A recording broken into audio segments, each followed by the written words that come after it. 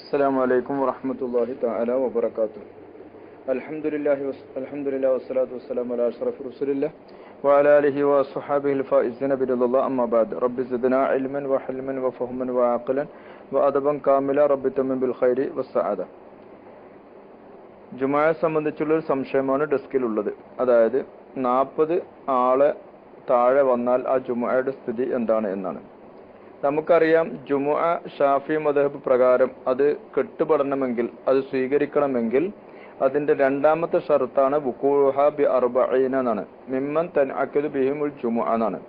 ജുമുഅ കെട്ടുപെടുന്ന 40 ആളെ കൊണ്ടായിരിക്കണം. അത് രോഗികളായാലും കുഴപ്പമില്ല, അതിൽ ഇമാമ് പെട്ടാലും പ്രശ്നമല്ല. ഇനി പോലെ 40 ആൾക്കാർ മാത്രമേ ഉള്ളൂ എങ്കിലും ജുമുഅ സഹിയാവും. ഇനി അതിൽ ഒരാൾ ഓത്തറിയാത്ത ഒരാളുണ്ടായി, അല്ലെങ്കിൽ അധികരിച്ച ആളുണ്ടായി, ഓട് പഠിച്ചതുമില്ല, എന്നാല് ജുമുഅ അവരതാരും സഹിഹാവൂല എന്നാണ്. കാരണം ഇവര് ചുരുക്കം നുക്സാൻ ഉണ്ടായതിന്റെ പേരിൽ നിന്നാണ്. അപ്പൊ ഇന്നത്തെ ജുമുഅയിൽ ചിലപ്പോൾ 4000 ആള് ചിലപ്പോൾ ഉണ്ടാവും. പക്ഷെ 40 ആളുകളും ജുമുഅയിൽ ഫാത്തിഹ തന്നെ അറിയാത്തവരുള്ള ഒരു സ്ഥിതിവിശേഷം ഉണ്ട്, നാം ശ്രദ്ധിക്കണം. അതുകൊണ്ട് ഫാത്തിഹ നിർബന്ധമായിട്ടും മഹല്ലടിസ്ഥാനത്തിൽ പഠിപ്പിക്കൽ നിർബന്ധമാണ് എന്ന് തന്നെ നമുക്ക് ഇതിൽ നിന്ന് മനസ്സിലാക്കിയെടുക്കാൻ കഴിയും.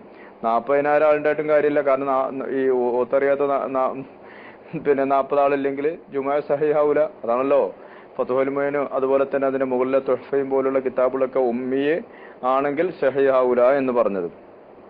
അപ്പൊ അങ്ങനെയാണ്.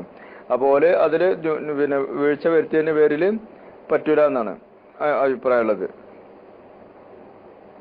അതിന് വീഴ്ച പഠിക്കുന്ന കാര്യത്തിൽ വീഴ്ച വരുത്തിയിട്ടില്ല, പക്ഷെങ്കിൽ ഇവർക്ക് അത് കഴിയുന്നില്ല, അങ്ങനെ കോലം വരും. അങ്ങനെ ആവുമ്പോൾ ജുമുഅ സഹിഹാവും എന്നതാണ് അഭിപ്രായം.